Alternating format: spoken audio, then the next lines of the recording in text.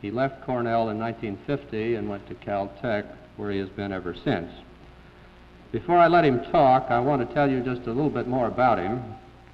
3 or 4 years ago, he started teaching a beginning physics course at Caltech, and the result has added a new dimension to his fame. His lectures are now published in 2 volumes, and they represent a refreshing approach to the subject. In the preface of the published lectures, there's a picture of Feynman performing happily on the bongo drums. My Caltech friends tell me that he sometimes drops in on the Los Angeles night spots and takes over the work of the drummer, but Professor Feynman tells me that that's not so. Another of his specialties is safe cracking.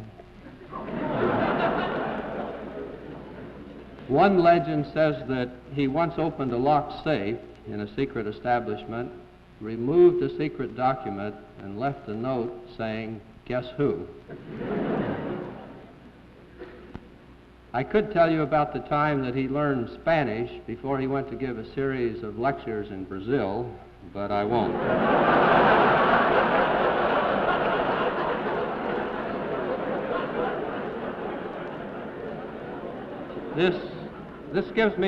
This gives you enough background, I think, so let me say that I'm delighted to welcome Professor Feynman back to Cornell. His general topic is the nature of physical law, and his topic for tonight is the law of gravitation, an example of physical law. Professor Feynman.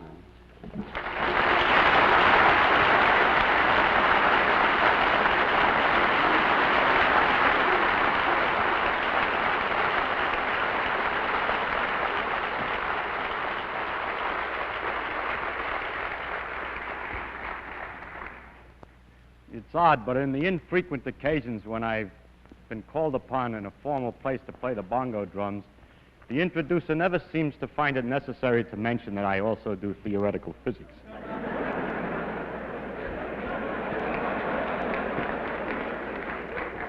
I believe that's probably that we respect the arts more than the sciences. The artists of the Renaissance said that man's main concern should be for man. And yet, there are some other things of interest in the world. Even the artists appreciate sunsets and the ocean waves and the march of the stars across the heavens. And there is some reason then to talk of other things sometimes. As we look into these things, we get an aesthetic pleasure from them directly on observation. But there's also a rhythm and a pattern between the phenomena of nature, which isn't apparent to the eye, but only to the eye of analysis. And it's these rhythms and patterns which we call physical laws. What I want to talk about in this series of lectures is the general characteristics of these physical laws. That's even another level, if you will, of higher generality over the laws themselves. And it's really, what I'm talking about is nature as seen as a result of detailed analysis. But only the most overall general qualities of nature is what I mainly wish to speak about. Now, such a topic has a tendency to become too philosophical because it becomes so general that a person talks in such generalities that everybody can understand him, and it's considered to be some deep philosophy. However, I would like to be rather more special, and I would like to be understood in an honest way rather than in a vague way to some extent. And so, if you don't mind, I'm going to try to give, instead of only the generalities, in this first lecture, an example of physical law, so that you have at least one example of the things about which I'm speaking generally. In this way, I can use this example again and again to give an instance to make a reality out of something which would otherwise be too abstract. Now, I've chosen for my special example of physical law to tell you about the theory of gravitation, or the phenomena of gravity. Why I chose gravity, I don't know. Whatever I chose, you would have asked the same question. Actually, it was one of the first great laws to be discovered, and it has an interesting history. You might say yes, but then it's old hat. I would like to hear something about science, more modern science. More recent perhaps, but not more modern. Modern science is exactly in the same tradition as the discoveries of the law of gravitation. It is only more recent discoveries that we would be talking about. And so I do not feel at all bad about telling you of the law of gravitation, because I am, in describing its history and the methods, the character of its discovery and its quality, talking about modern science, completely modern. This law has been called the greatest generalization achieved by the human mind. And you can get already from my introduction, I'm more interested not so much in the human mind as in the marvel of nature who can obey such an elegant and simple law as this law of gravitation. So our main concentration will not be on how clever we are to have found it all out, but on how clever she is to pay attention to it. Now, what is this law of gravitation that we're going to talk about? The law is that two bodies exert a force upon each other, which is inversely as the square of the distance between them, and varies directly as the product of their masses. And mathematically, we can write that great law down in the formula, some kind of a constant times the product of the two masses divided by the square of the distance. Now, if I add the remark that a body reacts to a force by accelerating or by changing its velocity every second to an extent inversely as its mass. It reacts, it changes velocity more if the mass is lower and so on, inversely as the mass. Then I have said everything about the law of gravitation that needs to be said. Everything else is a consequence, a mathematical consequence of those two things that I said. That's a remarkable enough phenomenon in itself that the next lecture will consider this in more detail. Now, I know you're not all here. I know some of you are, but you're not all mathematicians, and so you cannot all immediately see all of the consequences of these two remarks. And so what I would like to do in this lecture is to briefly tell you the story of the discovery, tell you what some of the consequences are, what the effect of this discovery had on the history of science, what kinds of mysteries such a law entails, something about the refinements made by Einstein, and possibly the relation to other laws of physics. The history of the thing, briefly, is this, that the ancients first observed the way the planets seemed to move about in the sky and concluded that they all went around, along with the Earth, went around the sun.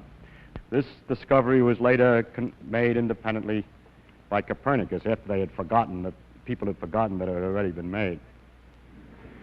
Now, the next question that came up to study was exactly how do they go around the sun? That is, exactly what kind of motion? Do they go with the sun at the center of a circle, or do they go in some other kind of a curve? How fast do they move, and so on? And this discovery took longer to make. The times after Copernicus were times in which there were great debates about whether the planets in fact went around the sun along with the Earth, or whether the Earth was at the center of the universe, and so on. And there were considerable arguments about this. When a man named Tycho Brahe got an idea of a way of answering the question, he thought that it might perhaps be a good idea to look very, very carefully and to record where the planets actually appear in the sky, and then the alternative theories might be distinguished from one another. This is the key of modern science and is the beginning of the true understanding of nature, this idea that to look at the thing, to record the details, and to hope that in the information thus obtained may lie a clue to one or another of a possible theoretical interpretations. So Tycho, who was a rich man and owned, I believe, an island near Copenhagen, outfitted his island with great brass circles and special observing positions, situation chairs that you could look through little holes, and recorded night after night the position of the planets. It's only through such hard work that we can find out anything. When all these data were collected, they came into the hands of Kepler, who then tried to analyze what kinds of motions the planets made around the sun. And he did this by a method of trial and error. At one stage he thought he had it. He figured out that they went around the sun in circles with the sun off center, and noticed that one planet, I think it was Mars, but I don't know, was 8 minutes of arc off, and he decided that this was too big for Tycho Brahe to have made an error, and that this was not the right answer. So because of the precision of experiments, he was able to proceed and find that, to go on to another trial, and found, in fact, ultimately this. 3 things. First, that the planets went in ellipses around the sun with the sun of the focus. An ellipse is a curve all artists know about because it's a foreshortened circle, or children know about because somebody told them that if you take a string and tie it to 2 tacks and put a pencil in there, it'll make an ellipse. These 2 tacks are the foci, and if the sun is here, the shape of the orbit of a planet around the sun is one of these curves. The next question is, in going around the ellipse, how does it go? Does it go faster when it's near the sun, slower when it's further from the sun, and so on? We take away the other focus, we have the sun then and the planet going around. And Kepler found the answer to this too. He found this, that if you put the position of the planet down at 2 times separated by some definite time, let's say 3 weeks, and then at another place in the orbit, put the positions of the planets again separated by 3 weeks, and draw lines from the sun to the planet, technically called radius vectors. Anyway, lines from the sun to the planet, then the area that's enclosed in the orbit of the planet and the 2 lines that are separated by the planet's position 3 weeks apart is the same no matter what part of the orbit the thing is on. So that it has to go faster when it's closer in order to get the same area as it goes slower when it's further away, and in this precise manner. Some several years later, he found the 3rd rule, and that had not to do with the exactly motion of a single planet around the sun, but related the various planets to each other. And it said that the times that it took the planet to go all the way around was related to the size of the orbit, and that the times went as the square root of the cube of the size of the orbit, and for the size of the orbit is the diameter all the way across the biggest distance on the ellipse. So he has these 3 laws, which are summarized by saying it's an ellipse, and that equal areas are swept in equal times, and that the time to go around varies as a 3/2 power of the size, the square root of the cube of the size.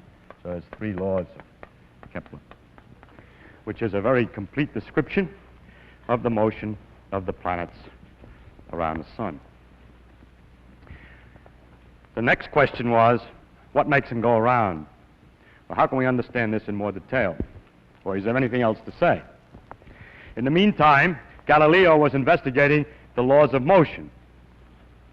Incidentally, at the time of Kepler, the problem of what drove the planets around the sun was answered by some people by saying that there were angels behind here beating their wings and pushing the planet along around orbit.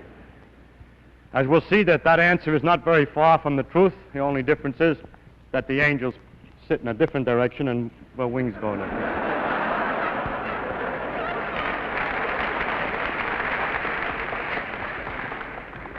But the point that the angels sit in a different direction is the one that I must now come to. Galileo, in studying the laws of motion and doing a number of experiments of seeing how balls roll down inclined planes and pendulums swung and so on, discovered an idealization, a great principle called the principle of inertia, which is this, that if a thing has nothing acting on it, if an object has nothing acting on it and is going along at a certain velocity in a straight line, it will go at the same velocity at exactly the same straight line forever. Unbelievable though that may sound to anybody who has tried to make a ball roll forever, the idealization is correct, and that if there were no influences acting, such as the friction on the floor and so on, the thing would go at a uniform speed forever. The next point was made by Newton, who discussed the next question, which is when it doesn't go in a straight line, then what? And he answered this way, that a force is needed to change the velocity in any manner. First, for instance, if you're pushing it in a direction that it moves, it will speed up. if you find that it changes direction, then the force must have been sideways. And that the force can be measured by the product of two effects. First, how much does the velocity change in a small interval of time? How fast is the velocity changing? How much is it accelerating in this direction, or how much is the velocity changing when it changes direction? That's called the acceleration. And when that's multiplied by a coefficient called the mass of an object, or its inertia coefficient, then that together is a force. One can measure for instance, if one has a stone on the end of a string and swings it in a circle over his head, then one can measure, when one finds one has to pull, the reason is that the speed of the velocity, the speed is not changing as it goes around the circle, but it's changing its direction, so there must be perpetually an in-pulling force, and this is proportional to the mass, so that if we were to take two different objects, first swing one, and then swing another one at the same speed around the head and measure the force in the second one, that second one, the new force is bigger than the other force in the proportion that the masses are different. This is a way of measuring the masses, by how hard it is to change the speed. Now, then Newton saw from this that, for instance, to take a simple example, if a planet is going in a circle around the sun, no force is needed to make it go sideways tangentially. If there were no force at all on it, it would have just keep coasting this way. But actually, the planet doesn't keep coasting this way, but finds itself later not out here where it would go if there were no force at all, but further down toward the sun. In other words, its velocity, its motion, has been deflected toward the sun. So what the angels have to do is to beat their wings in toward the sun all the time, that the motion to keep it going in a straight line has no known reason. The reason why things coast forever has never been found out. The law of inertia is no known origin. So the angels don't exist, but the continuation of the motion does. But in order to obtain the falling operation, we do need a force. So it became apparent that the origin of that the force was toward the sun. As a matter of fact, Newton was able to demonstrate that the statement that equal areas are swept in equal times was a direct consequence of the simple idea that all of the changes in velocity are directed exactly to the sun, even in the elliptical case. And maybe I'll have time next time to show you how that works in detail. So from this law, he would confirm the idea that the force is toward the sun. And from knowing how the periods of the different planets vary with the distance away from the sun, it's possible to determine how that force must weaken at different distances, and he was able to determine that the force must vary inversely as the square of the distance. Now, so far, he hasn't said anything. Yes, because he only said two things which Kepler said in a different language.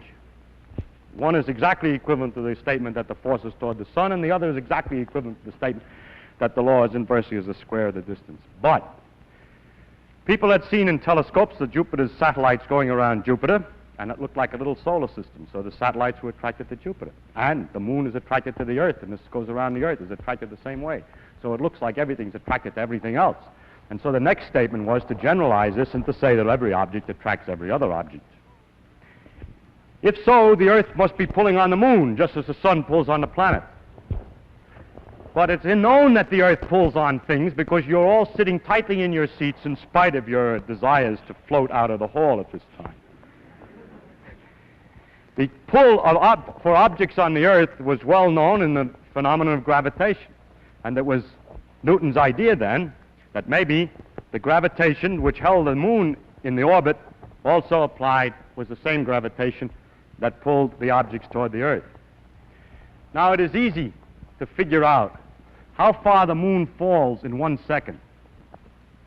Because if it went in a straight line, you know the size of the orbit, you know it takes a month to go around, and if you figure out how far it goes in 1 second, you can figure out how far the circle of the moon's orbit has fallen below the straight line that it would have been in if it didn't go the way it does go. And this distance is 1/20th of an inch. Now, the moon is 60 times as far away from the Earth's center than we are. We're 4,000 miles away from the center, and the moon is 240,000 miles away from the center. So if the law of inverse square is right, an object at the Earth's surface should fall in 1 second by 1/20th of an inch times 3,600, being the square of 60, because the force has been weakened by 60 times 60 for the inverse square law in getting out there to the moon. And if you multiply a 20th of an inch by 3,600, you get about 16 feet, and lo, it is known already from Galileo's measurements that things fell in 1 second on the Earth's surface by 16 feet. So this meant, you see, that he was on the right track. There was no going back now. Because a new fact that was completely independent previously, which is the period of the moon's orbit and its distance from the Earth, was connected to another fact, which is how long it takes something to fall in 1 second. So this was a dramatic test that everything's all right. Further, he had a lot of other predictions. He was able to calculate what the shape of the orbit should be if the law were the inverse square, and found indeed that it was an ellipse. So he got 3 for 2, as it were.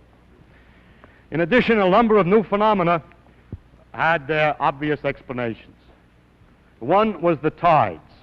The tides were due to the pull of the moon on the Earth. This had sometimes been thought of before, with the difficulty that if it's the pull of the moon on the Earth being here, the water's being pulled up to the moon, then there would only be one tide a day where that bump of water is under the moon. But actually, you know, there are tides every 12 hours roughly, and that's 2 tides a day. But there was also another school of thought that had a different conclusion.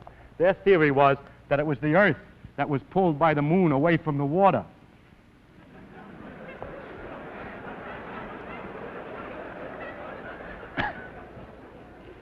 So actually, Newton was the first one to realize what actually was going on, that the force of the moon on the Earth and on the water is the same at the same distance, and that the water here is closer to the moon and the water here is further from the moon than the Earth, than the rigid Earth, so that the water is pulled more toward the moon here, and here is less toward the moon than the Earth, so that it's a combination of those 2 pictures that makes a double tide. Actually, the Earth does the same trick as the moon. It goes around a circle, really. I mean, the force of the moon on the Earth is balanced, but by what? By the fact that just like the moon goes in a circle to balance the Earth's force, the Earth is also going in a circle. Actually, the center of the circle is somewhere inside the Earth. It's also going in a circle to balance the moon. So the 2 of them go around a common center here. And if you wish, this water is thrown off by centrifugal force more than the Earth is, and this water is attracted more than the average of the Earth. At any rate, the tides were then explained, and the fact that there were 2 a day.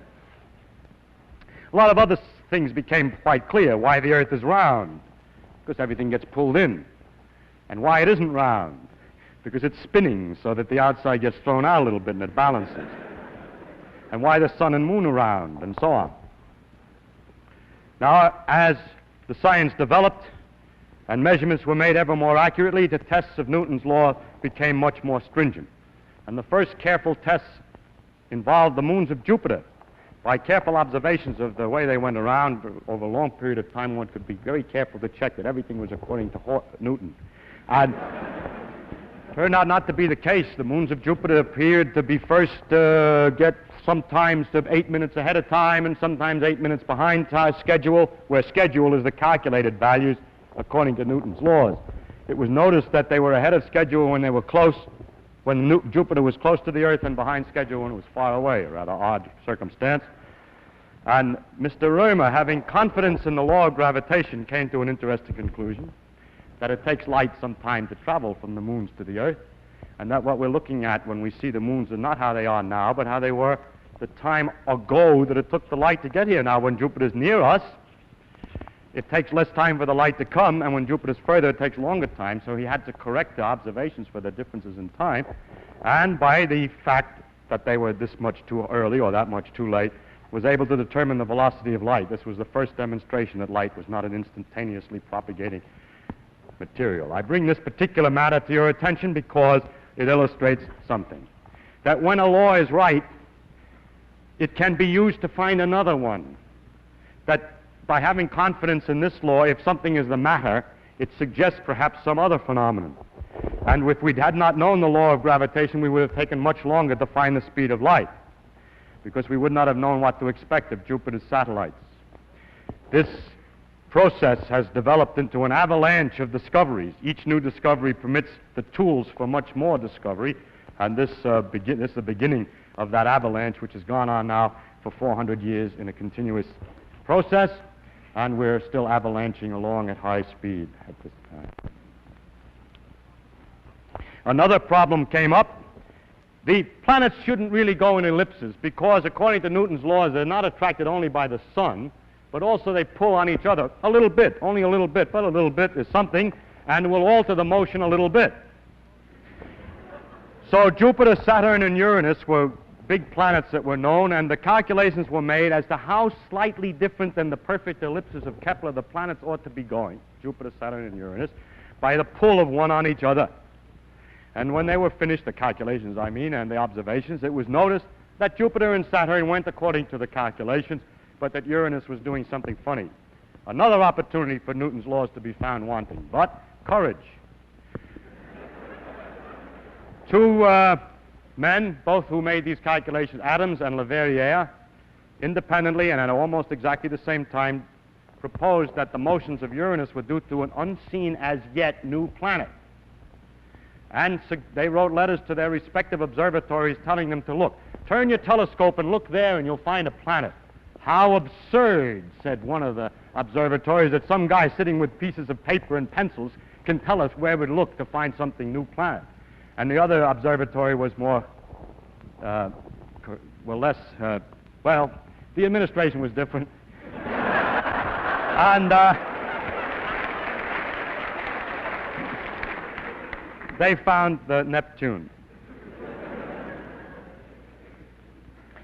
More recently, in the beginning of the 20th century, it became apparent that the motion of the planet Mercury was not exactly right. And this caused a lot of trouble and had no explanation until a modification of Newton's. This did show ultimately that Newton's laws were slightly off and that they had to be modified. I will not discuss the modification in detail. It was made by Einstein. Now the question is, how far does this law extend? Does it extend outside the solar system? And so I show on the first slide evidence that the law of gravitation is on a wider scale than just the solar system. Here is a series of 3 pictures of a so-called double star. There's a third star, fortunately, in the picture, so you can see that they're really turning around and that nobody just simply turned the frames of the pictures around, which is easy to do on astronomical pictures. But the stars are actually going around. And by watching these things and plotting the orbit, you see the orbit that they make on the next slide. It's evident that they're attracting each other and that they're going around in an ellipse. According to the way expected, these are a succession of pictures going for all these different periods of time. I think, yes, it goes around this way. They didn't see it well when it was too close, and here it is in 1905. My slide is very old. It's gone around maybe once more since.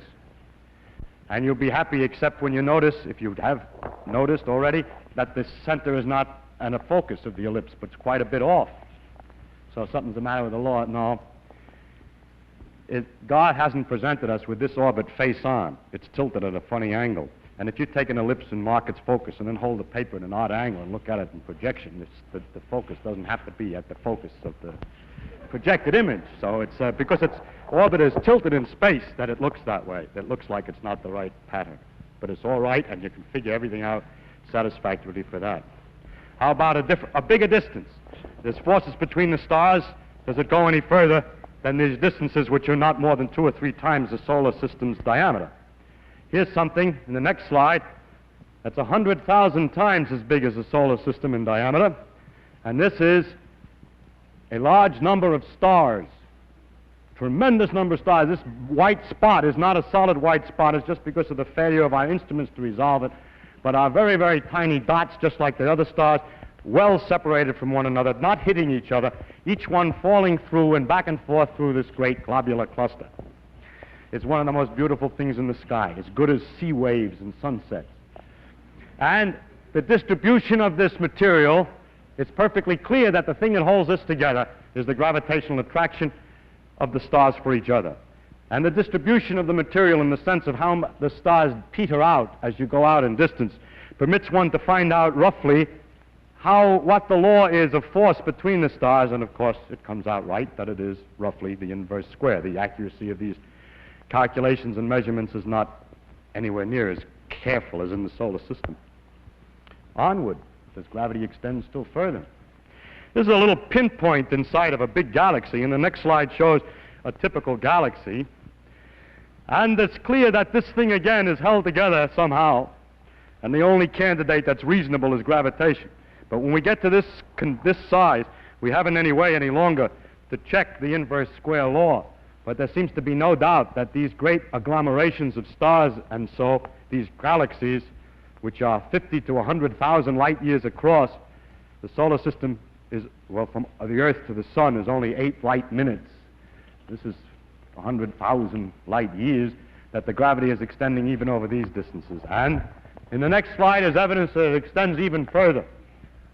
Here is what is called a cluster of galaxies. There's a galaxy here and here and here. There are galaxies here. They're all in one lump of galaxies, analogous to the cluster of stars, but this time what's clustered are those big babies that I showed you in this previous slide. Now this is as far as is about 1/10, or well, 100th maybe, of the size of the universe, and as far as we have any direct evidence that gravitational forces extend. So the Earth's gravitation, if we take the view, has no edge, as you may read in the newspapers when the planet gets outside the field of the gravitation. It keeps on going, ever weaker and weaker, inversely as the square of the distance, dividing by 4 each time you're twice as far away, until it mingles with the strong fields and gets lost in the confusion of the strong fields of other stars, but altogether with the stars in its neighborhood pulls the other stars to form the galaxy, and altogether they pull on other galaxies to make a pattern, a cluster of galaxies. So the Earth's gravitational field never ends, but peters out very slowly in a precise and careful law, probably to the edges of the universe.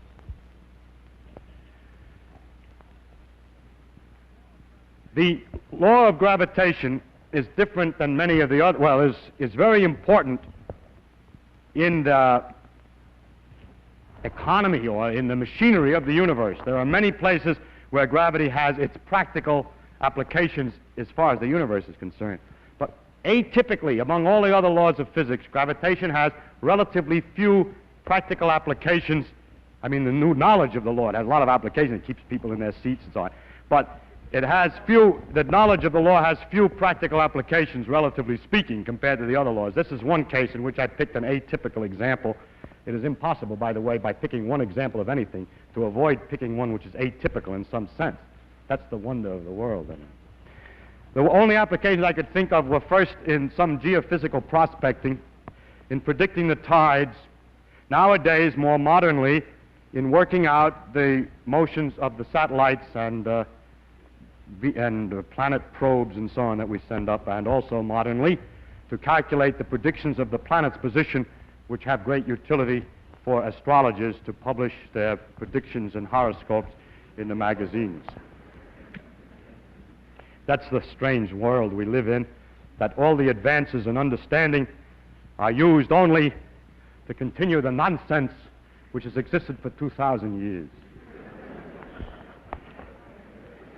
Now, that shows that gravitation extends to the great distances, but Newton said that everything attracted everything else. Do I attract you? Excuse me, do I attract you? I was going to say, excuse me, do I attract you physically? I didn't mean What I mean is, is it really true that two things attract each other? Can we make a direct test and not just wait for the planets and look at the planets to see if they attract each other? And this experiment, the direct test, was made by Cavendish on equipment which you see indicated on the next slide. If I got my slides right.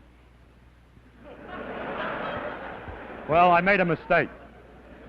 I was talking about the importance of the gravitation. I was overwhelmed by my clever remark about astrologers and forgot to mention the important places where gravitation does have some real effect in the behavior of the universe. And one of the interesting ones is the formation of new stars. In this picture, which is a gaseous nebula inside our own galaxy, and there's not a lot of stars, but it's gas, there are places where the gas has been compressed or attracted to itself here. It starts perhaps by some kind of shock waves to get collected, but the remainder of the phenomenon is that gravitation pulls the cloud of gas closer and closer together. So big mobs of gas and dust collect and form balls, which as they fall still further, the heat generated by the falling lights them up and they become stars. And we have in the next slide some evidence of the creation of new stars. It is unfortunately harder to see than I thought it was when I looked at it before. But this is not exactly the same as this. This bump here is further out than here, and that this also has a new dot here. I have found better examples, but we're unable to produce a slide. There is one example of a star patch, a light that grew in a place within 200 days. So that when it was in the same kind of a condition of a gas cloud, when the gas collects too much together by gravitation, stars are born. And this is the beginning of new stars. So the stars belch out dirt and gases when they explode sometimes, and the dirt and gases then collect back again and make new stars. Sounds like perpetual motion. I now turn to the subject I meant to introduce, which was the experiments on the small scale to see whether things really attract each other. And I hope now that the next slide does indicate, this is the second try, yeah, Cavendish's experiment. The idea was to hang by a very, very fine quartz fiber a rod with two balls, and then put two large lead balls in the positions indicated here next to it on the side. Then, because of the attraction of the balls, there would be a slight twist of the fiber.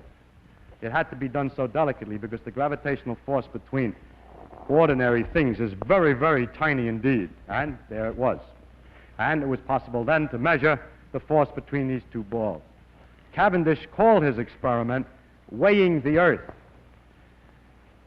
We're pedantic and careful today. We wouldn't let our students say that. We would have to say they're measuring the mass of the Earth. You know? But the reason he said that is the following. By a direct experiment, he was able to measure the force and the two masses and the distance, and thus determine the gravitational constant. You say, yes, but we have the same situation on the Earth. We know what the pull is, and we know what the mass of the object pulled is, and we know how far away we are, but we don't know either the mass of the Earth or the constant, but only the combination. So by measuring the constant and knowing the facts about the pull of the Earth, the mass of the Earth could be determined. So indirectly, this experiment was the first determination of how heavy or how massive is the ball on which we stand. It's a kind of an amazing achievement to find that out, and I think that's why Cavendish named his experiment that way instead of determining the constant in the gravitational equation. Weighing the Earth. Oh. He incidentally was weighing the sun and everything else at the same time, because the pull of the sun is known in the same manner. Now, one other test of the law of gravitation is very interesting, and that is the question as to whether the pull is exactly proportional to the mass.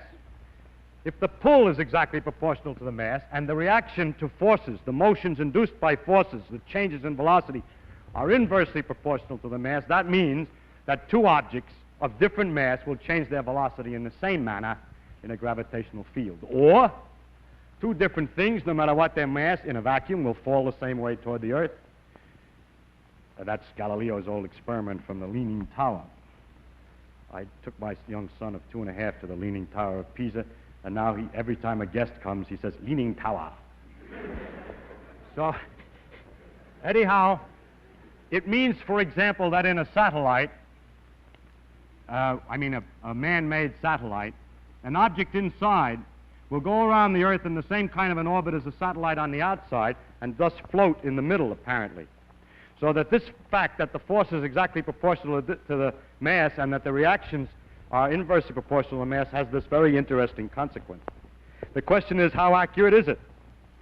And it has been measured by an experiment by a man named Voss in 1909, and very much more recently and more accurately by Dickey, and it is known that 1 part in 10,000 million, the mass is exactly proportional. The forces are exactly proportional to the mass. How it's possible to measure with that accuracy, I wish I had the time to explain, but I'm afraid I cannot. It's a remarkably clever. I'll give a hint, Howard. I'll give one hint there. Suppose that you wanted to measure whether it's true for the pull of the sun. You know the sun is pulling us all. It pulls the earth too. But suppose you wanted to know whether you had a piece of lead here and a piece of copper here, or polyethylene and lead. It was first done with sandalwood. Now it's done with polyethylene. Whether the pull is exactly proportional to the inertia. The earth is going around the sun, so these things are thrown out by inertia, and they're thrown out to the extent that these two objects have inertia. But they're attracted to the sun to the extent that they have mass in the attraction law. So if they're attracted to the sun in a different proportion than they're thrown out by inertia, one will be pulled toward the sun and the other away. And so hanging on another one of those Cavendish quartz fibers, the thing will twist toward the sun. It doesn't twist to this accuracy, so we know that the sun's attraction for these two objects is exactly proportional to their centrifugal effect, which is inertia. So the force of attraction on an object is exactly proportional to its coefficient of inertia. In other words, its mass.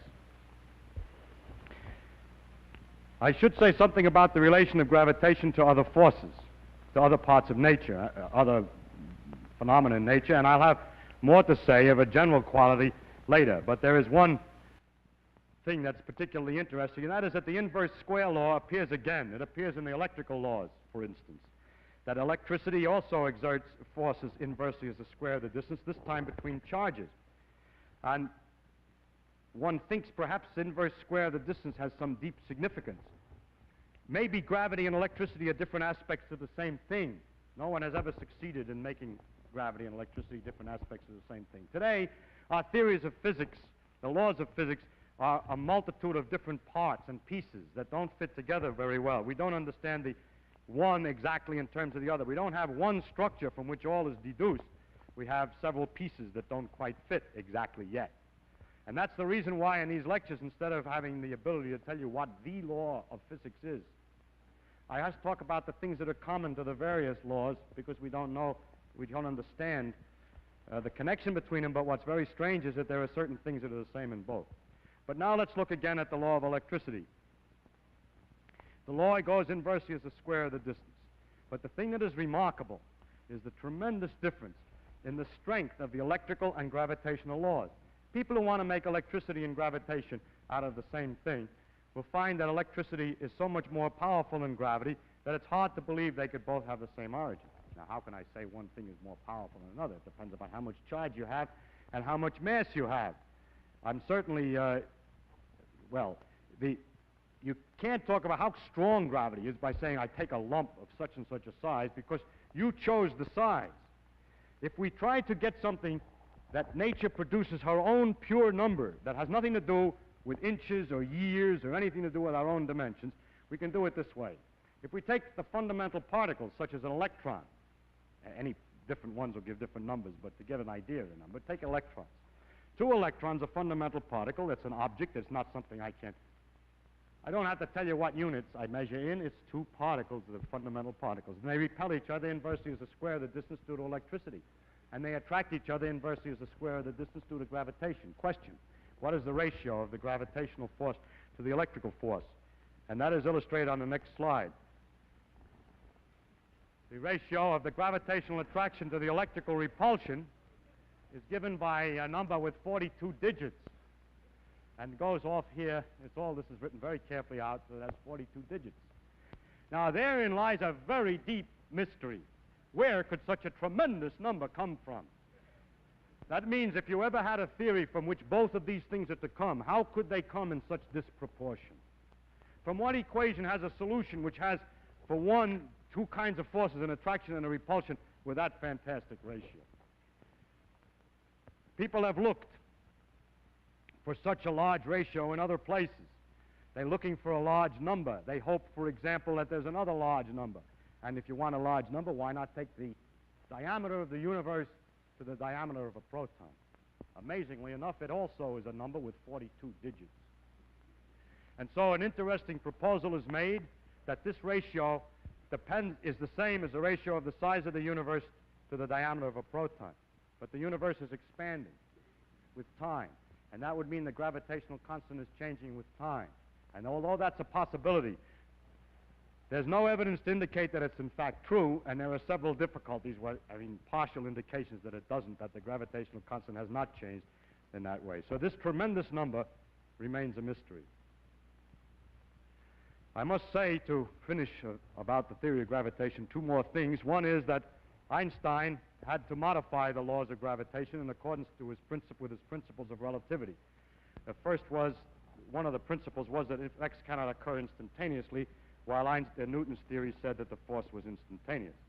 He has to modify Newton's laws. They have very small effects, these modifications. One of them is all masses fall.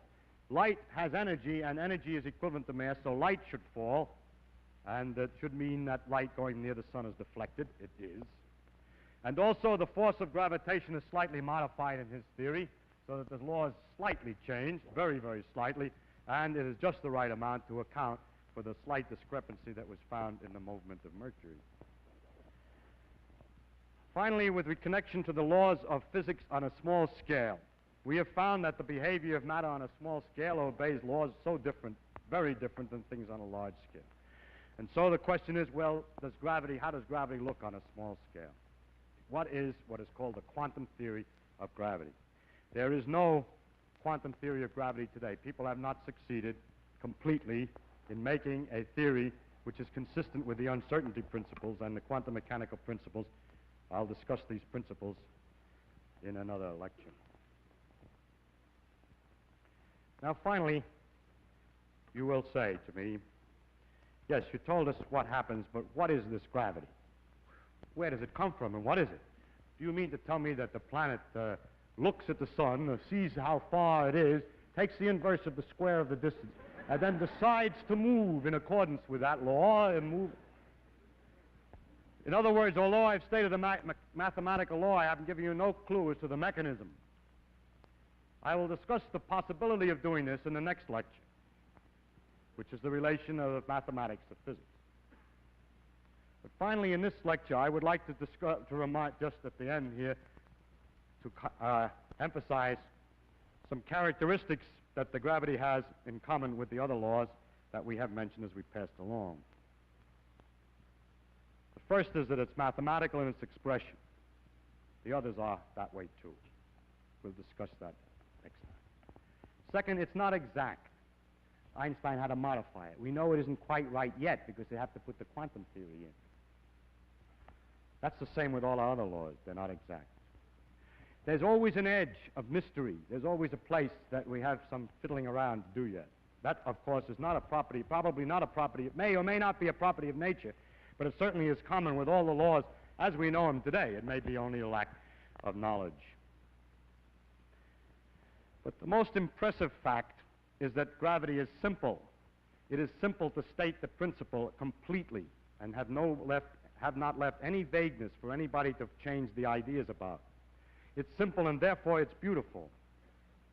It's simple in its pattern. I don't mean it's simple in its action. The motions of the various planets and the perturbations of one on another can be quite complicated to work out.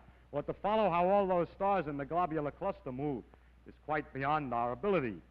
It's complicated in its actions, but not in the basic pattern or the system underneath the whole thing, as that's a simple thing. That's common in all our laws. They all turn out to be simple things, although complex in their actual actions. Finally comes the universality of the gravitational law, the fact that it extends over such enormous distances. That Newton, in his mind worrying about the solar system, was able to predict what would happen in an experiment of Cavendish, where Cavendish's little model of the solar system, the two balls attracting, has to be expanded 10 million times to become the solar system. And then 10 million times expanded once again, and we find the galaxies attracting each other by exactly the same law. Nature uses only the longest threads to weave her patterns. so that each small piece of her fabric reveals the organization of the entire tapestry. Thank you.